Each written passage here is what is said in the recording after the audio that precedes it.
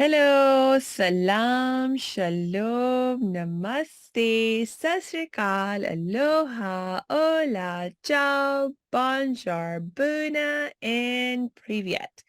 It's really, really good to be with you again, and we have a very cool guest today, so I'm sure you'll be so happy you're tuning in. And my guest today is Cher Hayes. And Cher is a transformation facilitator. I think that's so cool. Welcome, Cher. Thank you, thank you, thank you. I am so excited to be here and aloha to everybody. I'm here in Hawaii and I just can't get over how excited I am. This is so exciting. Thank you so much for having me. Oh, you're so, so welcome, Cher. I'm so happy to have you with us. And I will ask you to jump in and tell us more about who you are and what you do. Okay, so I've been a transformation facilitator for over 35 years. I stopped doing this for about 15 years and raising kids, stuff like that. And then I had this calling to come back. And so I wrote a book and it's called One Only Awaken to the Relationship. And so I wrote that like 3 years ago, but I haven't really followed up with it much. And now I'm getting a stronger calling. I feel it's time. I feel people in our field, it's time for us to level up. It's time for us to connect. It's time for us to share. It's time for us to help each other. And I'm so excited to meet you. I mean, you are helping so many people. That's just wonderful. So just to, connect with each other, it's just all the things that you're doing and all the things that we're being called to do. So I'm coming back. And as I told you, I have a new program coming out actually this week. It's so exciting. And it's actually taking everything that I've done in my practice, all the studies, traveling the world, learning from mind body educators and practitioners. And it's all coming together in this one thing. So it's just so exciting to do this. And I met you at the most perfect time. And this is how life works as we were talking, you know. So yeah, it's called what? Creative Power Attunement. And it's, as we were talking about, once you tune in to that which created everything, right? Mhm. Creating the life force, once you tune into that, once you're one with that, miracles happen. Life just, you realize, you really see it, you really are in it, you really live it, that it's all happening all the time. And once you communicate that to life, that I'm here, I'm ready, teach me, show me, and I'm ready to give it, like that whole thing of sharing and receiving, giving and receiving just starts to flow once you open up to it, and like meeting you at the perfect time for this. So I'm real excited. Yeah. So my whole thing is really, it's always been about helping people to, first, most important, to um, change the program, to release all that's not really you, all that you've gathered from being in the womb all the way your whole life, all the patterns and belief systems and things that are not helping you in your life, that you feel that can be sabotaging you, all these false beliefs and traumas, and just things that we've collected in our subconscious, deep in our subconscious, that is really causing us to make decisions that we know in our heart and soul is not right for us. So my specialty is helping people purify that, helping people cleanse that out of their mind body system. And that's what I really, it's my gift, because I have a gift of seeing it, but it's also my joy when they start to release it, when it starts to just come off, peel off, peel off, peel off, more just coming out, because then it reveals, their true self, and they start to feel it. They start to see it, and it's just like they start to live it. And it's just so exciting. I mean, it's just, to me, it's the most exciting thing to do, is to watch someone get rid of the stuff that's not truly them, and to feel more empowered, more alive, more energized, more connected, more at one, you know, and more creative, right? Because when that starts to go away, that creative energy field just comes, it like takes over, and then you're just like, you're more attuned, you just know what's coming next. It's okay. It's like your knowing is there again too, Ah, right? Yeah. yes.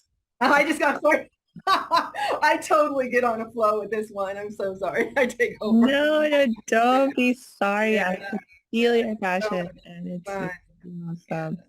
Yeah, and thank you for sharing that. And you brought up like so many really, really like excellent points. I think, in terms of what I would love to follow up with you most about is, first of all, just tell me more about your perspective on what this creative power is all about, what's its source, what it's like. Because I think, you know, eh, we all have sort of concepts and ideas. And sometimes we're using words that we think we understand each other, but actually we mean different things. And especially when we begin to talk about issues of spirituality and faith, I find that happens a lot that, I will use a certain term and I mean something that I know what I mean, and someone else says the same word or term to refer to something, but they're actually meaning something different. And then Right, right. we I, can I, have misunderstanding. Hey, thanks for tuning into this episode. Hope you're getting value out of it. For your information, this episode has been sponsored by the Happiness 101 program. Are you a change maker, coach, trainer, or healer? Are chains of fear holding you back from making the impact and income you desire? Using a unique combination of positive psychology and the spiritual wisdom of our most effective change makers, the Happiness 101 program helps you break through your limiting beliefs and manifest the abundance and success you desire with fun and ease. Interested? Book a free Happiness 101 exploration call with me, your happiness expert, Samia Bano. Just use my online calendar link in the show notes. Now, back to the show. I love the word that you use, source, because that's actually the word in my book. That's what I use the most. So words, yeah, it's very important because a lot of words have triggers for people, right? And so I try to avoid those triggers, right? But words are also powerful. They carry power. Indeed. So when you tune in, again, that's the whole thing, attunement, and tune in to certain words, they're thought forms, right? So it is important the words you use. So to explain where I'm coming from, um, I've studied, I would say I've been obsessed with studying every religion that's out there, and I also traveled the world studying from different healers, from different religions, different mindsets, different spiritual sets, stuff like that. That's been my passion, to learn from that and to know that. And as we were talking earlier, what I found is that I used to always say this, and this bothers some people. Actually, I was just talking to a girl the other day because we really love each other, but she's really all Jesus, And I was saying, oh, there's millions of paths to me, to source. To me, there's infinite paths to source, where all these beings have their own path, their own way. That's my way to look at it. So that's why I've always used it life force or source. I don't like to call it just one. And she goes, well, I have to disagree with you. As much as I love you, she believes there's only one. You know what I mean? And it's Jesus, but that's fine. I'm not going to, I don't believe, I believe we are all, every single one of us is on our own path. Mm. No person on this planet is exactly the same, right? And that's the beauty, but as we talked earlier, the core of us as a human being, we're identical. What we really want in life, which is love and family, and peace and harmony and security and all those kind of things. We all want that, right? And then whatever religion that was taught to us when we were young, either we're holding on to that or whatever we've chosen as we got older, that's our path.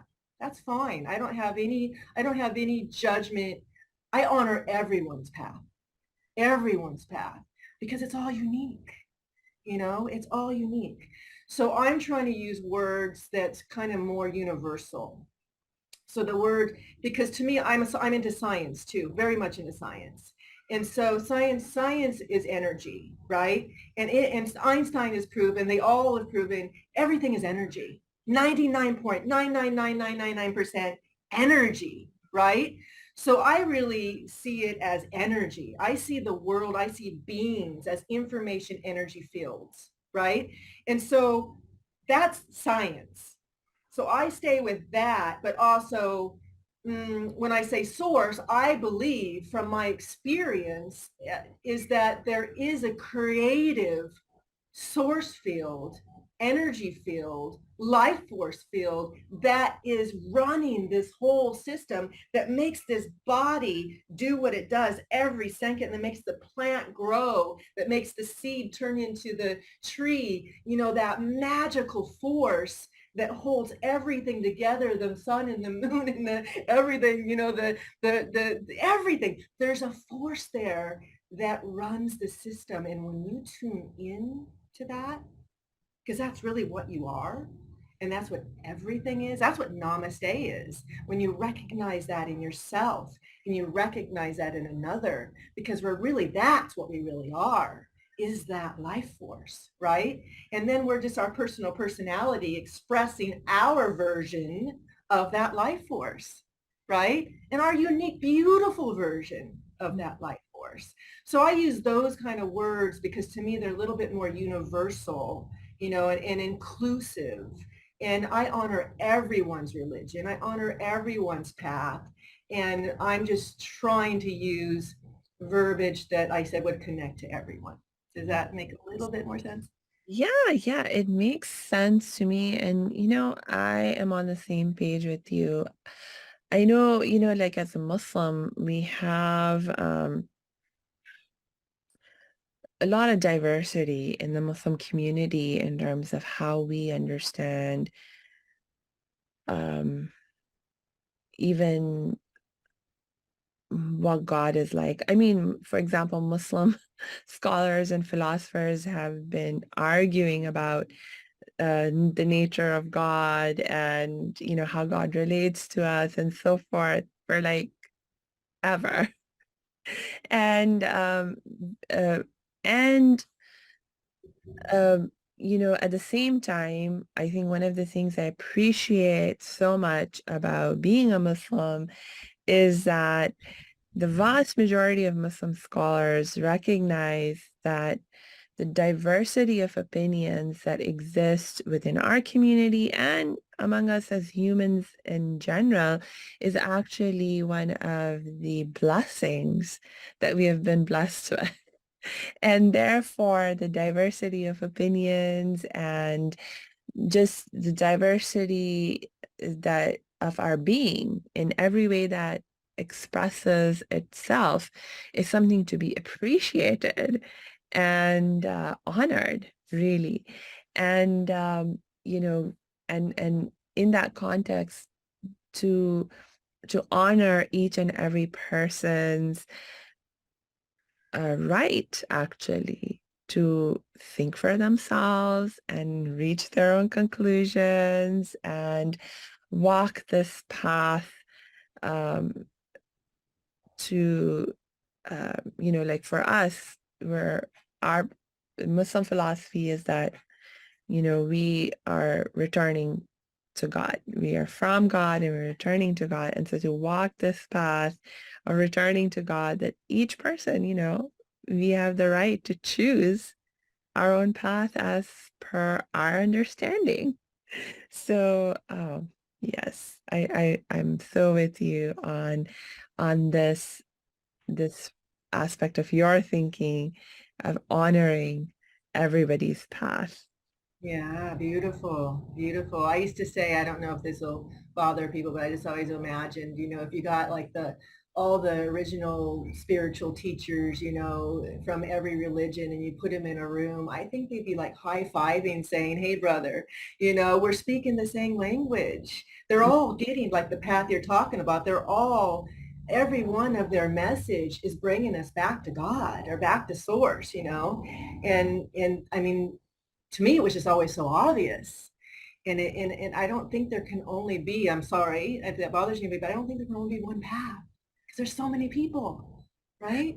Indeed. And in fact, this idea of if all these different amazing spiritual teachers that we know about, if they were to get together, what would they do? We actually have stories about this in the Islamic tradition.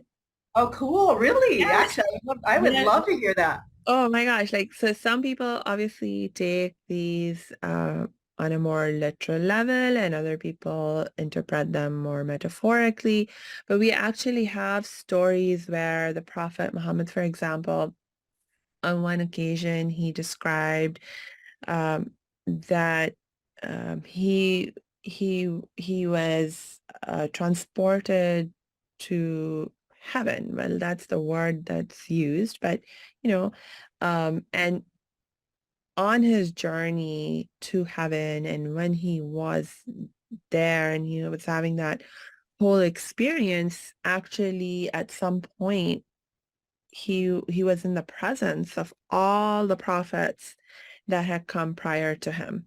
Because one of the very core teachings in the Muslim tradition is that throughout human history, God has sent prophets and messengers to people. And messengers and prophets have been sent to all people, like in terms of all the different parts of the world and all the different communities of people.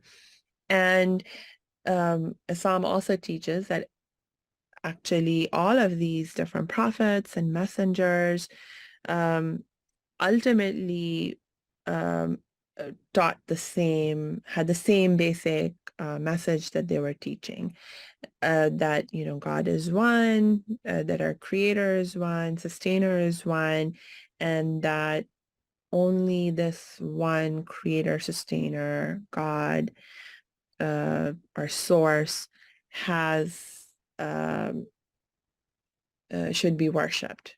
Like no one else deserves to be worshipped other than this creator, sustainer God that has created all of us and sustains all of us and is the source of all of us. And so that was the essential message. And it also recognizes that, so for example, in the Quran, Moses, Abraham, like all the prophets of the Bible and the Torah, they're all recognized as prophets in the same, in the same chain, of which the Prophet Muhammad was one, one of the prophets.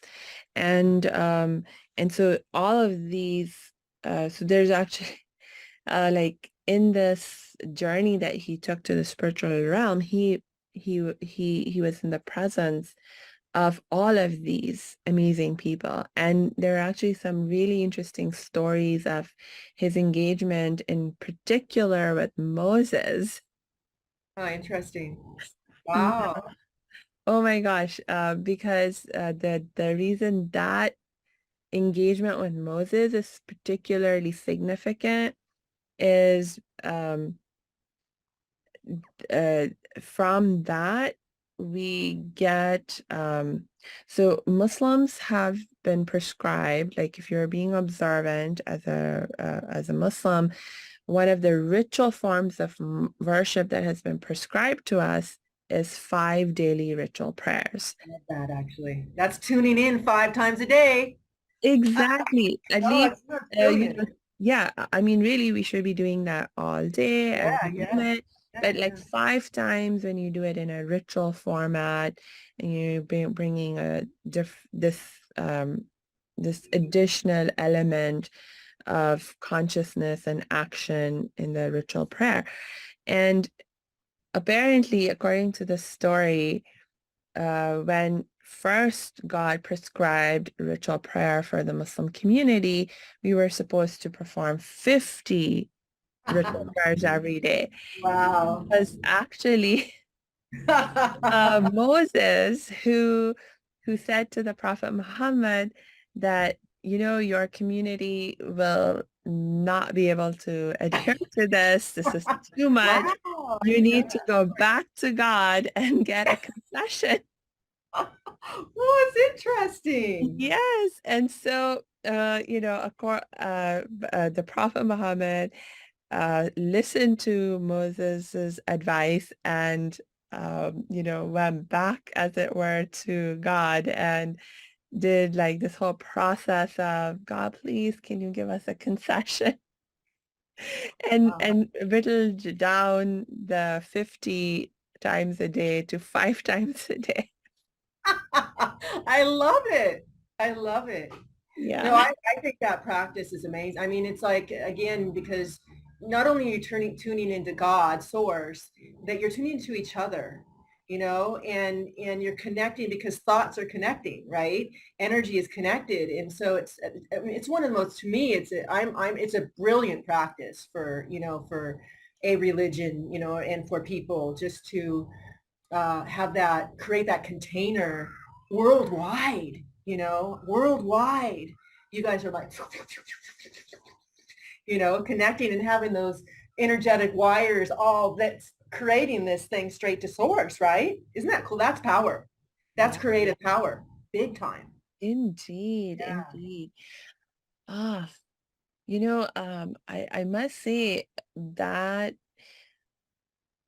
I mean, my gosh, I think that's one of my favorite aspects of engaging in any form of ritual prayer or meditation or healing practice.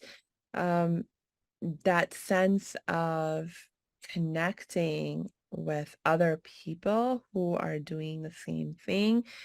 Often or sometimes, or at least some of those people at exactly the same time and place that I am. But Direction, right? oftentimes it's like maybe at a different time and or a different physical space. But nonetheless, you do get energetically connected and you can experience that connection. Yeah. But I'm saying you guys even do it a direction, right? It's a directional thing. We also have a directional Yeah, element to it. Yeah, actually, yes, in the Quran, w- initially when Muslims first started praying, they used to pray in the direction of Jerusalem because Jerusalem is obviously, has all these historical links to, that Jesus was present in Jerusalem, Prophet Abraham was, present and that, or Moses, I should say, rather. We know historically, or have reason to believe that he was present in that area and so on and so forth. So, there are all these historical ties. And so Muslims actually used to pray facing in the direction of Jerusalem. And then at some point, a commandment came that we should start to switch directions and start praying in the direction of Mecca. Well, more specifically, the the Kaaba, that's the holy mosque in Mecca that we believe was actually built by Abraham and his son Ishmael. oh wow. So it's actually an acknowledgement of our common Abrahamic roots, um, and honoring those Abrahamic roots. It's very powerful. Very powerful. Yeah, it's beautiful. I love that. Yeah. Oh, neat. This is wonderful. And so fun and easy. I'm seeing that on your screen here. And that's something I wanted to bring up real quick about with like the stuff that I teach and do, with especially with this program or with anything. Once you clear your stuff, and you learn, I give tools and techniques how to continuously do it on your own. Like I help and how to continuously do it on your own. Once you do that, you'll start to see, because it's never ending, right? We all have stuff. I mean, you gather it. Plus when you're, again, we're all interconnected, right? So it's all floating around and stuff like that. So, but you start to have fun with it. It's like, it gets to a place where, and easy, you get to a place where it gets easier. You're not like holding on, resisting. You learn not to do that anymore. I help get rid of the anxiety and stuff like that. So once you get rid of that stuff, then if something pops up like a reaction or something, oh, there's another one. Okay. And then you learn how to trace it back and to get it done. And then you start having kind of fun with it. Like, oh, wow, look at that one. You know what I mean? And you just laugh at yourself. So it does become more fun and easy. It's not so serious and bogged down once you start to release more, release more, release more, release more, right? And then Yes. when you do that and you get into the fun and easy, like you're saying, part of change, and it's part of life. You just accepted it. This is part of life. Then you can start, because then you flow with it better, and then you can start creating your ideal life from it. You know what I'm Yes. saying? And that's the goal, because then you can start like becoming the co-creator, with the whole scene. And, And and then it gets really fun, right? Really fun. Yeah. indeed. And I think that our source, to use your terminology, I think source has always meant for us to be playing this role of co-creator. I mean, that's why we have this ability, we the language that I sometimes use, or the analogy that makes a lot of sense to me, is to think of myself in my human form as um like if all of existence is the ocean and I'm a drop. Yeah. And so I'm not the whole, but I am a drop, and essentially I'm the same energy, the same, but just in drop form Right. Right. rather than, and so in that context, like we really do have the same capacities and the same. I mean, it's because source is alive that we are alive. It's because source has the capacity to be creative, that we have the capacity to be Yes. creative, you know? We just And allow it, right? Yeah. s- Yeah. and so it's like, oh my gosh, we have always meant to be in this kind of relationship with source where we Yeah. are we are co-creating in that way, you know? Yeah. Oh, yes. Yes, yes, yes, yes. And I love, again, relationship, because it is a relationship. And when you foster that relationship, love and gratitude, oh, talk about power. Because when you tune into it, right? And then you start to play with it, it plays with you, you have that relationship with it, and then you're in constant love and gratitude for it. Oh man, talk about amplification of what comes through and what you're able to do. So, Yes, yes, because the more you have a loving relationship, I mean, for me, the essence of love is that realization of connection yeah, with whoever it is or whatever it is that you feel love for, right. And so when you feel love for source, you're actually recognizing, realizing, feeling your connection with source. And it's not an all or nothing game either. It's like there's so there's depth to how much love you can feel and experience, and actually our capacity to experience and feel that love is actually infinite. So you can keep growing and like Yeah. love more, Oh, more, more, more. yeah. I'd love to high five you right now on that one. And yeah, to me, I love that you said that, because that is it to me too. It's like, it's almost like it's an invitation by source in every moment. How much are you going to allow love to come through you? You Yes. know, how much are you going to allow yourself to feel that love and to give that love and to share that love and to be that love, you know? And Yeah. it's like, and it just, and then you just let more, and then you just allow more. And that's when I say, when you get rid of the stuff that's not that, and you Yes. tune into that which is that, you know, the love, then it is, you're right. It's like, it was funny, I had an interview one time because I was like really really high on it, and then that moment, and high on love, and I was just like so into it, and I was just like going, I thought I was like there, but just like, it's like almost, I thought I was going to explode with it, you know what I mean? But then it's even more, you're right, it's infinite. Isn't Yes. that cool? It is so cool. It is so cool. And oh my gosh. I to realize that is just so,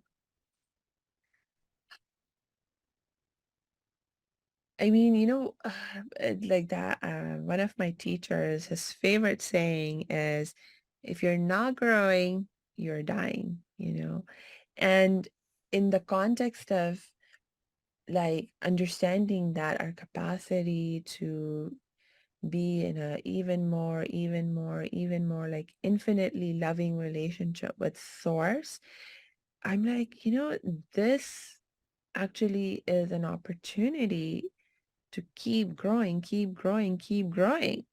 And so we never need to be dying.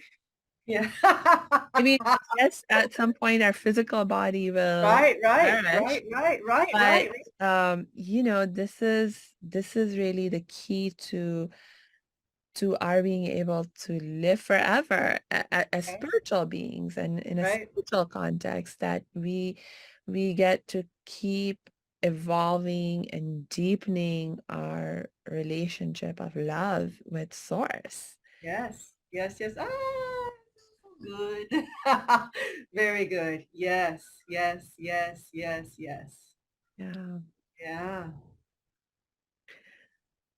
Yeah. Oh, beautiful.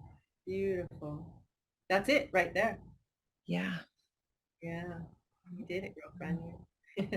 I think that's something that I really appreciate about Hindu philosophy, and understanding of life and meaning of life, because in Hindu philosophy they have the concept and the idea of reincarnation, and like that, you when you die, in terms of a particular form of you in the physical world dies, you're not really dead. You just come back in another form. And the reason that you are in this cycle of coming back, coming back, coming back is because you're on this journey to sort of purify yourself more and more and get to that place of deeper and deeper and deeper love, uh, you know, for source and with source. So Right. that is, I mean, we can gain some really cool insights from every single tradition and Yeah. perspective, and there's something valuable in that we can take from and use it to I enhance. love the word you use, purify, because that's actually number two on my program. Number one is tuning in. Number two is purifying, right? And it's recognize exactly what you said. You know, first you tune in and you create that relationship, and then next you allow it to purify you. You know, and you work with it, and you pure. It's all a purification of what all that's not really you, so that you can, feel exactly what you're feeling. You know that and it's fun. I love when you got there. It's like it's hard to even grasp words for that, because when you know that feeling and you go into that feeling, there's no words for it, because you do, when you say you're the drop in that ocean, you just kind of dissolve into that Yes. ocean as is, right? Yes. Yeah. Oh my God. This uh, makes me think.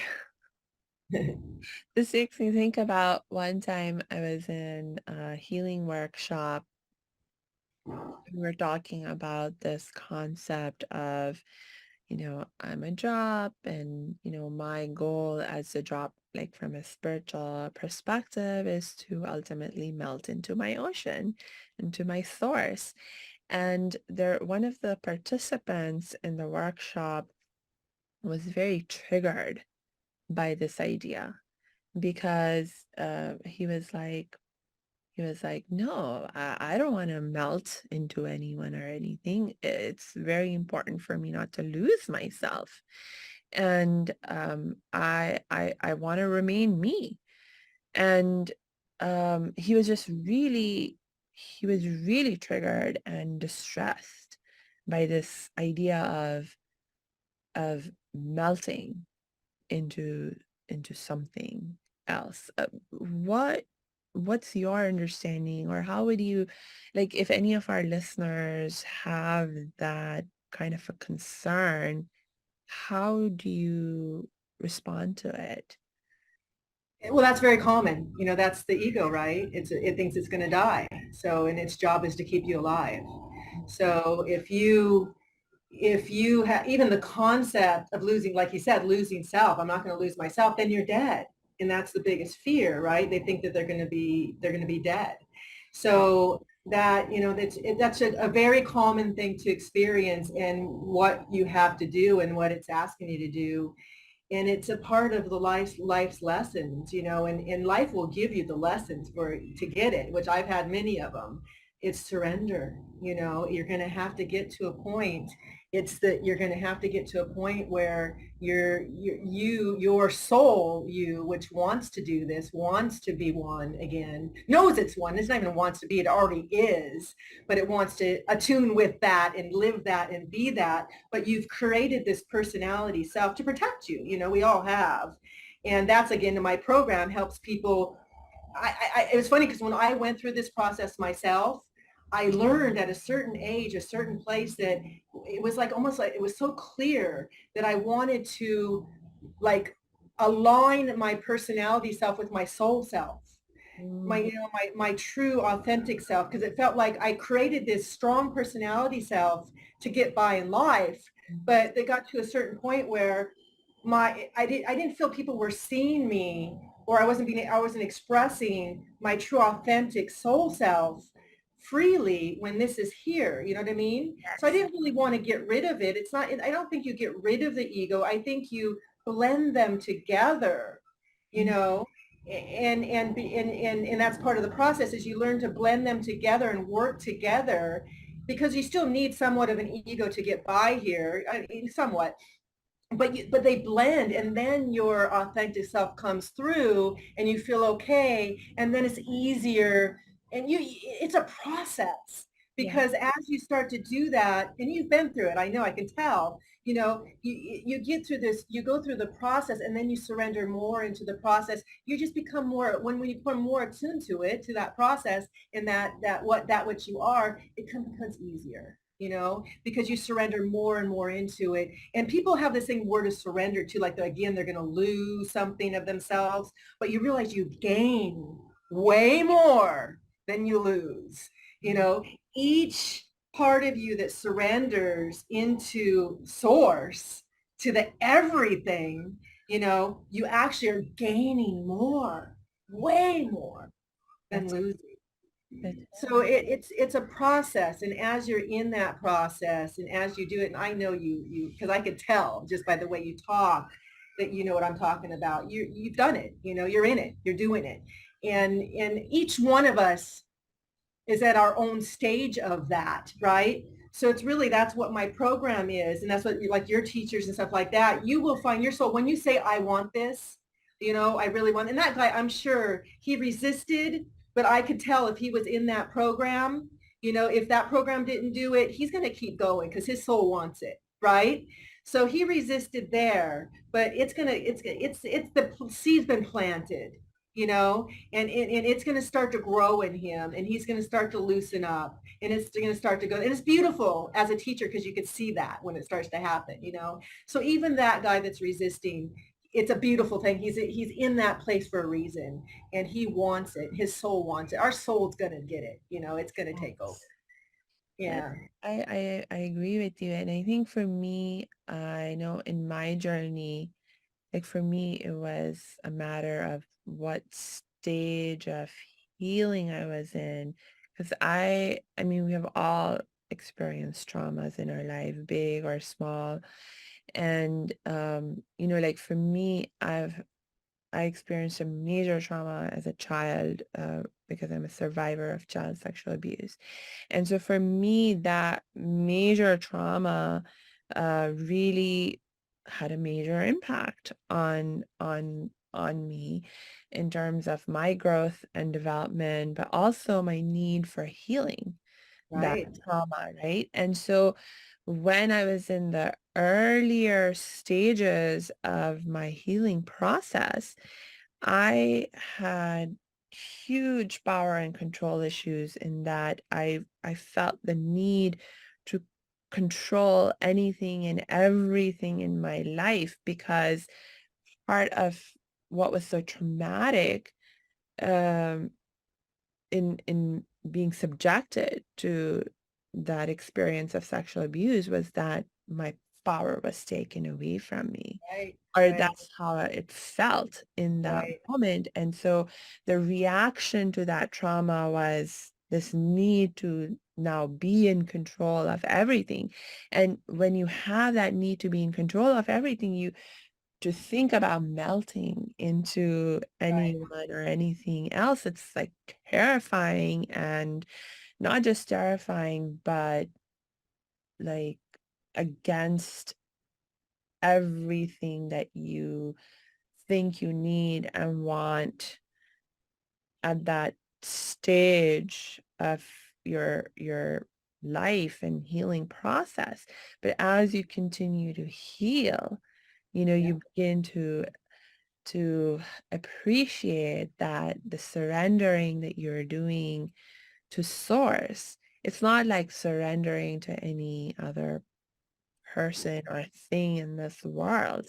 Right. This, like you said, this surrendering to source is actually freeing and Right. and making you more powerful.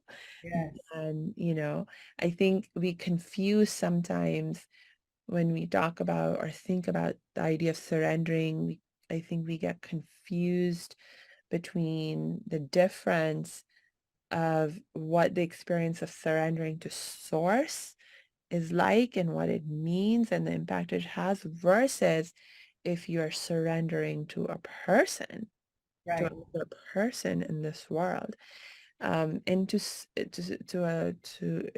like in some ways, even now, I am like, no, I choose not to surrender to any other person. With any other person, I maintain my right to always think for myself, to always judge for myself, to always follow my own conscience. So in some ways, I might um, choose to follow along and listen to authority figures Right. so far as, it aligns with my values and my conscience. But if I ever get to a point where my conscience doesn't allow me to to follow what any human authority figure is saying, I'm like, I feel very empowered to be like, no, I'm not going to do it.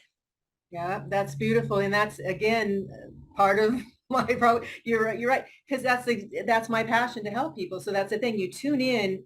Then when you purify, the most important first one to purify is that core trauma.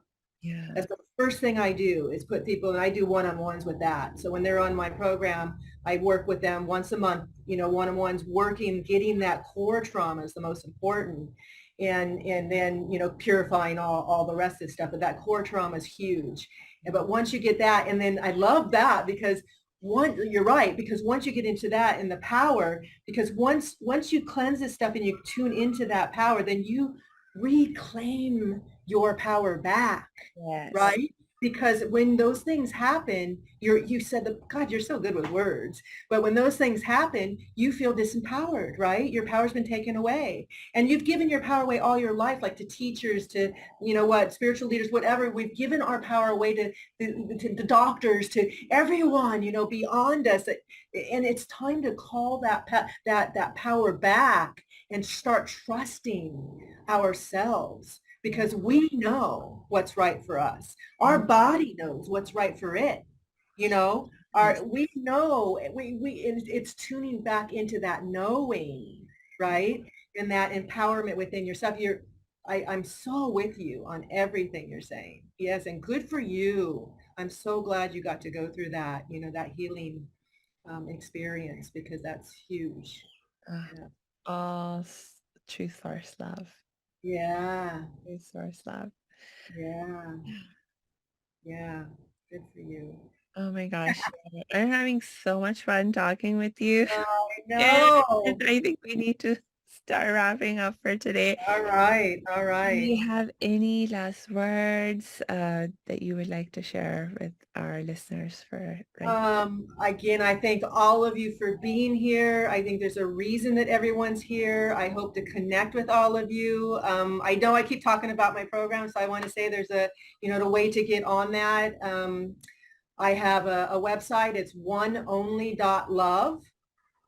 So they can contact me through that if they want to have information on the program. And I honor every single one of you on your path. And I thank you for being you. That's another program I have. Thank you for me, because I thank everyone on this planet for being them, because you're all unique. You're all important. You're all special, you know, and yeah, it's just great to connect. So great to connect. Thank you, Cher. And for those of you who are listening or watching this interview, please make sure you check the show notes because we will be dropping Cher's links there so you can connect with her through her website and any other links that she shares with us to share with you. So check those show notes. And until we connect next time, I just wish you lots and lots of peace and joy. Oh, and right at you too. Oh my gosh, thank you so much.